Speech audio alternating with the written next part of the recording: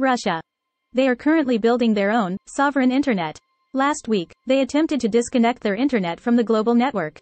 So, what happened? They failed, like a teenager trying to run away from home but only managing to disconnect the Wi-Fi. It seems their sovereign internet is not ready to face the real world.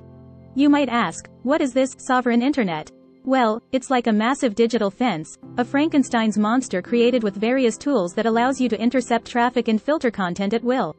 The Russian government can use this project to filter the internet, acting like an emotionally sensitive artist, filtering out what they don't want to see while restricting people to only what they allow them to see. However, when they try to disconnect their internet infrastructure from the global network, it resulted in a malfunction. Their experiment with the sovereign internet seems to have failed, causing a widespread network outage. It sounds like they were playing a new game, an internet version of Tetris, but this block was obviously too big for them to control. In fact, their sovereign internet has already successfully messed up their railway and freight systems. But the Russian government claims this experiment was a success. However, I think this might be their unique definition of success, just like how they define healthy diet as only eating cheese and vodka. Interestingly, we have heard similar stories before. China seems to have achieved success in this regard. They have built the Great Firewall, turning China's internet into a nearly closed system. Now, it seems the Russian government is ready to follow suit and create their own version of the internet. Interestingly, when they first attempted to block Twitter, they accidentally blocked their own Kremlin website. It seems that they need more than just a firewall, they need a comprehensive user manual. Now, China and Russia are sharing their strategies and methods for controlling and censoring the internet. Do you know how they exchange this knowledge? Through a bunch of confidential documents and records that detail their methods for bypassing VPNs and Tor, distorting encrypted internet traffic, and regulating information platforms. Now, imagine attending a secret meeting where you expect to hear things like, how we can achieve world domination, but instead, the discussions revolve around, can you tell me how to block VPNs? And, do you have any tricks for controlling WhatsApp? Yes, I know, it's like two mischievous kids secretly sharing their cheating techniques in the corner of a classroom. It seems we are entering a new era of the internet, where every country wants to control its own internet, like a lion protecting its prey. This phenomenon is spreading globally and has even found sympathizers in Latin America. The idea of having our own internet seems to be gaining acceptance among more and more people. However, they may not realize that their self-made internet might end up in a mess, just like Russia's experiment. Who would have thought that the internet we use to browse cat pictures and share selfies would become a new frontline in global power struggles? Of course, we cannot deny that the internet has given us power, allowing us to organize activities, exchange ideas, raise funds, and garner support. This is a challenge for governments that want to control everything. They simply want to turn the internet into their tool of manipulation. Of course, none of this can stop us from loving the internet. After all, no matter how it changes, we can still find the best cat pictures on it, right? The Russian Wagner Group is being disbanded and starting to hand over their weapons and equipment. Upon hearing this news, I have to say, if you're a semi-military organization with tanks, rockets, and anti-aircraft systems, and you give up all of that without gaining anything, then you're definitely not playing the last Nepalese game. I mean, it's like when your mom finds your war toys in your room and forces you to put them all in a box before lunch. You know, tanks, armored vehicles, rockets. Those were the toys I dreamt of having when I was a kid. In fact, last month, the Wagner Group's rebellion failed, and Putin publicly stated, the Wagner Group will cease to exist. I have to say, that's even more alarming than Putin saying, you're the strongest. On June 26, when the Wagner mercenaries were less than 200 kilometers away from Moscow, they suddenly announced their retreat. It's like when I was in school, and on the eve of an exam, I suddenly announced, I'm going to sleep now, I'll study tomorrow. And then I ended up getting a big fat 0 on the test, getting everything wrong. Regarding this crisis, speculations, news commentaries, and rumors are flying everywhere. The fate of Defense Minister Shoigu and Chief of the General Staff Gerasimov, what will happen to Prigozhin, all of it has become a mystery. I have to say, it's even more enigmatic than Game of Thrones. After the failed rebellion, the Wagner people obediently disarmed themselves and started handing over their weapons. But at this crucial moment, Putin announces that he will disband the Wagner Group. I can't help but feel a bit anxious for Wagner when I think about their future. What will they do after being disbanded? Putin won't use them anymore, so will they go back to being mercenaries in Ukraine? Who knows, maybe next time Prigozhin drives a tank, his destination will be Kyiv. That being said, this situation has made me admire Putin a bit more. Just think about it, if this happened in some other countries, they would have instantly taken your head off, without a second thought. Yet he can endure such provocation and even dare to say that their responsibility won't be pursued. This kind of lenient approach is truly rare in Moscow. This treating you like a friend approach is a bit like when someone finds out you're being flirtatious with their girlfriend, but instead of getting angry, they break up with her and invite you to have barbecue together, discussing future plans. I'm curious, just how much can Putin tolerate? Overall, the Wagner incident has left a deep impression on me. There's an old saying that goes, the more you fight, the closer you become. It seems that in Russian translation, this closeness means, if you offend me again, I'll disband you. Of course, we should also wish the best for Prigozhin, hoping that he can find new employment in the future. After all, having experience as a tank driver on his resume is quite remarkable. His fate is full of uncertainty. Some speculate that he might be dismissed, while others say he might be sent to Siberia. My suggestion? He should come to Hollywood. Just imagine, a real tank driver in the Fast and Furious movie series. That would be so cool. Tomato prices in India have skyrocketed, reaching 120 rupees per kilogram. This reminds me of something my mom often says, eat your vegetables, don't be picky. Look at the children in India, they can't even afford tomatoes. Now I can tell her, Mom, it's not that they can't afford them, it's that they can't afford tomatoes because they're buying gasoline. Did you know that McDonald's in India has removed tomatoes from their burgers because of the steep rise in prices?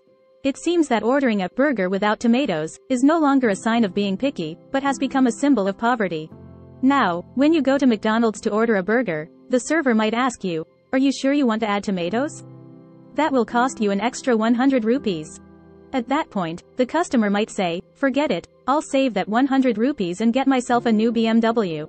A burger without tomatoes reminds me of music without a soul, chocolate cookies without chocolate, and a cafe without coffee.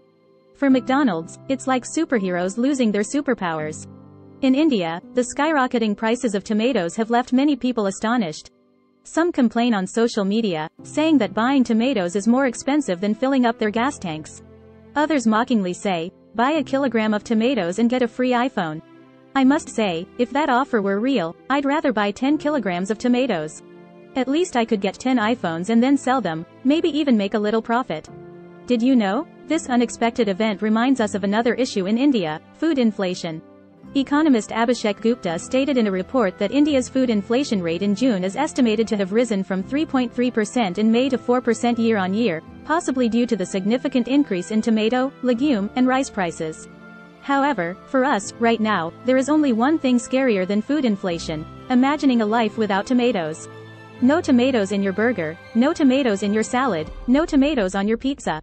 It's a nightmare, isn't it? So, my friends, when we face difficulties in life, remember, at least our burgers still have tomatoes. You see, that's the tomato in India, a fellow who can make you laugh heartily and make you cry uncontrollably. However, regardless, we hope that tomato prices in India can return to normal soon because, after all, no one wants to bite into gold nuggets instead of tomatoes when eating a burger. On the local time of the 17th, according to TASS news agency, the Crimean Bridge, which has been playing a crucial role in supplying Russian troops during the Ukrainian war, has been temporarily closed due to an emergency situation. On the same day, Ukrainian media reported hearing explosions from the direction of the Crimean Bridge.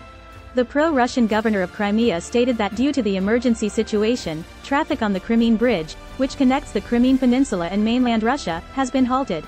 On the other hand, Ukrainian Deputy Minister of Defense Hanna Maliashvili stated on the social media app Telegram on the 16th that the fighting in eastern Ukraine has intensified, and conflicts between Ukrainian and Russian forces have occurred in at least 3 areas along the eastern front. Additionally, the Ukrainian military claims that they have made steady progress on both the northern and southern sides of the war-torn city of Bakhmut, which has been occupied by Russian forces since May.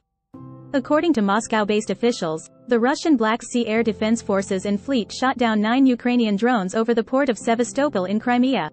Ukrainian military commander Valery Zaluzhny threatened to shift the fighting to Russia, while in the eastern and southern regions, his forces encountered fierce resistance from Russia. As officials mentioned that Kyiv lost up to 20% of its weapons in the first 2 weeks of the counter-offensive, Moscow spoke of its control over strategic locations north of Bakhmut. When asked about Ukrainian President Zelensky's apparent dissatisfaction with the news he heard about joining NATO, U.S. National Security Advisor Sullivan, in an interview on the 16th, stated that after the consultations at the NATO Vilnius summit, Ukraine's future lies in NATO, and there is no doubt about it, and it will happen without negotiation. Sullivan also pointed out that this is something that all 31 NATO member countries have committed to now. Nearly half of Americans are disappointed with the functioning of American democracy. A recent collaborative survey conducted by the Associated Press and the University of Chicago's Harris School of Public Policy revealed that 53% of respondents believe that the United States is not doing well in upholding democratic values, and only 16% think that Congress is doing a good job. The poll indicates that a majority of people feel that American policies have failed to properly represent the wishes of the majority on issues such as the economy, government spending, gun control, immigration, and abortion rights. On Friday, July 14, the United Nations Human Rights Council voted in favor of a resolution submitted by Palestine, which will exert greater pressure on companies operating in Israeli settlements in the West Bank and ultimately force them to withdraw. According to Politico's report on the 15th, the campaign team of Texas governor and presidential candidate Greg Abbott has started laying off staff due to financial constraints. 2 senior campaign advisors have already left to work for a nonprofit organization supporting Abbott. Abbott has been consistently ranked second in the Republican primaries, behind former President Trump. The pro-Abbott super PAC, Never Quit, has raised over $100 million. Top executives of American chip companies, including Intel and Qualcomm, are planning to visit Washington next week to discuss market conditions and export control measures with U.S. officials. It is reported that the U.S. is considering further tightening regulations on the export of advanced chips to China, which would impact businesses like Intel and Qualcomm that have operations in China. South Korean President Moon Jae-in made a sudden visit to Ukraine on the 15th and held talks with Ukrainian President Zelensky. Moon promised to increase the scale of support to Ukraine compared to last year when South Korea provided non-lethal military aid such as bulletproof vests and helmets. Meanwhile, South Korea's humanitarian aid to Ukraine will increase from $100 million last year to $150 million. Heavy rains in South Korea have caused flooding across the country, resulting in at least 40 deaths and the evacuation of thousands of people. On Saturday, July 15, the collapse of a flood barrier in the central city of Cheongju trapped motorists in nearby tunnels with mud and water. Search teams have recovered at least 13 bodies. Many relatives of the missing and local residents have criticized the government for its inadequate response. According to Iranian state media reports, Iran's morality police will resume controversial patrols to ensure that women comply with dress regulations, including wearing headscarves in public places. The official name for Iran's morality police is the Guidance Patrol. After the victory of the Islamic Revolution in 1979, Iranian authorities required all women to wear headscarves in public. The Wimbledon men's singles final took place on Sunday, July 16, where 20-year-old Spanish tennis prodigy Carlos Alcaraz defeated Novak Djokovic, who holds a record 23 Grand Slam titles and had a 34-match winning streak at Wimbledon. This victory marked Alcaraz's first Wimbledon men's singles championship. The epic showdown lasted approximately 5 hours. Hello everyone, I'm your news anchor, Yali, providing you with a one-stop service for global news every day. Feel free to leave comments in the comment section, and we will carefully read and respond to your comments. Remember to like, share, and subscribe to our channel. See you next time. Take care everyone.